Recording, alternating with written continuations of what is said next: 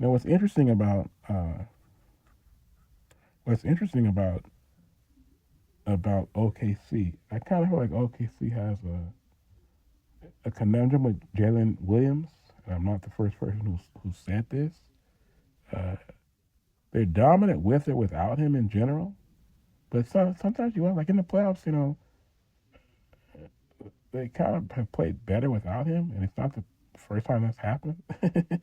you know, um, I think that in this series, right, he came back for game. He'd been out for like since like game two of the first round or something like that. They swept the Lakers without him. Of course, Lakers were shorthanded as well.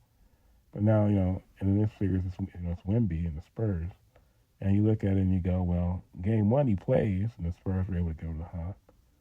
Um, I think he played game two also, but it was a close game.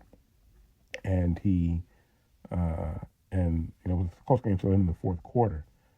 Game three, he doesn't play. It's in San Antonio, and it's the best game that Thunder played in the series, right?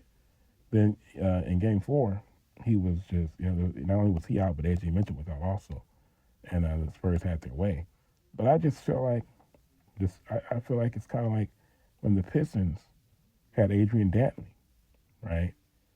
Now, the difference is that the Thunder are a team that, like I said, they're able to get past the finish line against the Pacers last year. They've won the championship with Jalen Williams.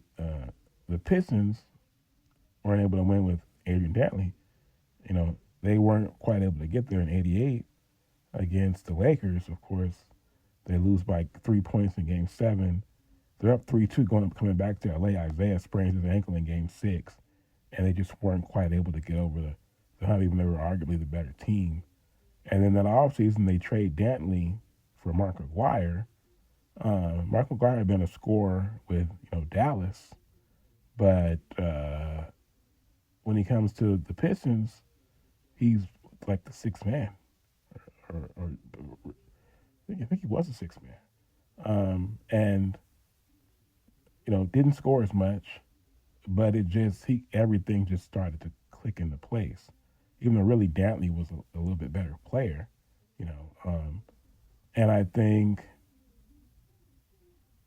it's sort of like it's like, okay, we're going to take Dantley was their leading scorer on the Pistons. We're going to take Dantley, we're going to flip him for Aguirre.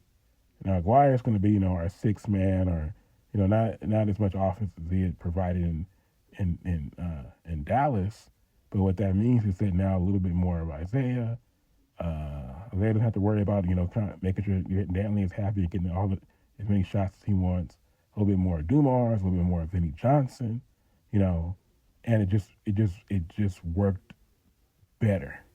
It just made more sense, and that's when they were their most dangerous. Like I said, now they were basically, they were a championship team even with Dantley. They just couldn't quite get over the hump. Bad luck in the last, at the end of the Lakers series in '88.